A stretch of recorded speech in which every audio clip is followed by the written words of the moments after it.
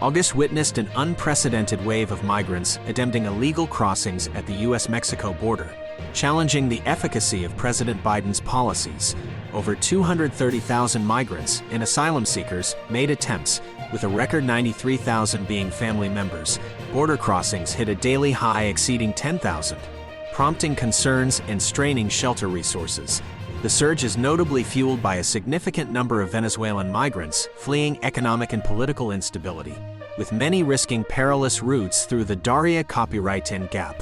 The Biden administration is taking measures to address this ongoing crisis. Tropical storm Ophelia gained strength off the Atlantic coast, expected to hit North Carolina and Virginia with heavy rain, storm surges, and strong winds.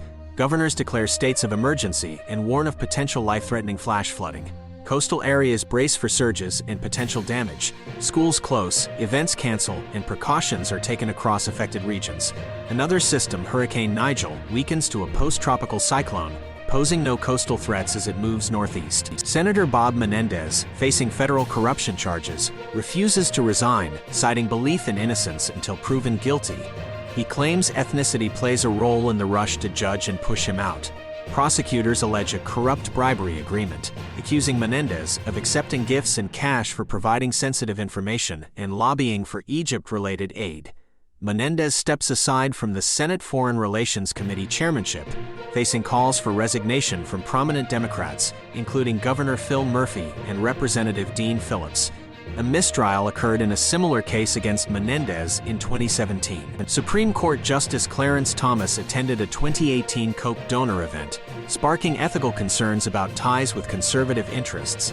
This revelation follows ProPublica's investigative series, uncovering Thomas's close relationships with conservative entities.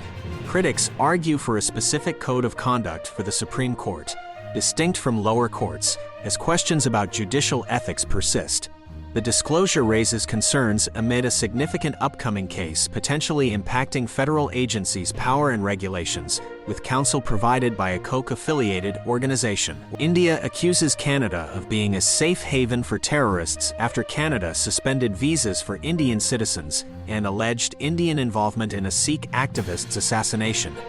India retaliated by suspending visa applications for Canadians, citing security threats. Relations soured as Canadian Prime Minister Justin Trudeau implicated India in the activist's killing, a claim India vehemently denies. India has long accused Canada of inaction regarding Sikh separatist extremism, while some Sikh groups say their movement is wrongly labeled as terrorism. Polish Prime Minister Mateusz Morawiecki has cautioned Ukrainian President Volodymyr Zelensky against insulting Poles following Zelensky's criticism of Poland's handling of grain export disputes. The tensions arise from a ban on Ukrainian grain by several EU nations, including Poland. Despite being close allies, this disagreement strains relations, with Poland being a key supporter of Ukraine against Russia's aggression. Ukraine filed lawsuits against Poland, Hungary, and Slovakia over the grain ban, further escalating the issue. Israeli Prime Minister Benjamin Netanyahu expressed optimism at the UN General Assembly, hinting at a potential historic peace agreement with Saudi Arabia. He cited the Abraham Accords as a precursor to improved relations, despite significant obstacles, including Saudi demands for progress in a Palestinian state, and a defense pact with the U.S. Netanyahu emphasized a narrow window of opportunity for the deal in the coming months, with the hope to create a new Middle East through such a peace agreement. Norway achieved a historic milestone by landing F-35A stealth fighter jets on a highway, showcasing a flexible solution to address concerns about vulnerable airbases. The exercise, conducted in Finland, emphasized the ability to disperse operations and increase survivability during wartime. The concept involves using small airfields and highways to challenge an enemy's ability to target aircraft on the ground. The U.S. military has been employing similar practices as part of its agile combat employment efforts, demonstrating the effectiveness of this approach. During his visit to Marseille, Pope Francis criticized the indifference and fear faced by migrants seeking a better life in Europe. He emphasized the duty of European governments to rescue asylum seekers at sea and condemned the disinterest that risks lives. The surge in migrant and refugee boats arriving in Italy sparked a debate on sharing responsibility for the influx. Pope Francis also thanked NGOs rescuing migrants and denounced efforts to prevent their activities as gestures of hate. India's Isro attempts to contact its moonlander and rover, Vikram and Pragyan, as a new lunar day starts. The lander and rover, part of the Chandrayaan-3 mission, went into sleep mode during the lunar night. However, it's possible the extreme cold damaged their batteries.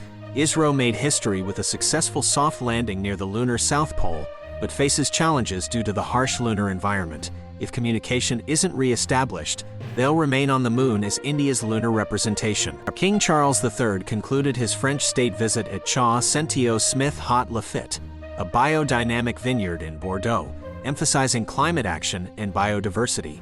Known for his organic farming advocacy, Charles discussed global warming and proposed a UK-France alliance for sustainability. Despite some criticism for plane travel, he showcased environmental projects and highlighted his commitment to combating climate change, aligning with his past environmental activism. The visit underscored the importance of sustainable farming and climate initiatives.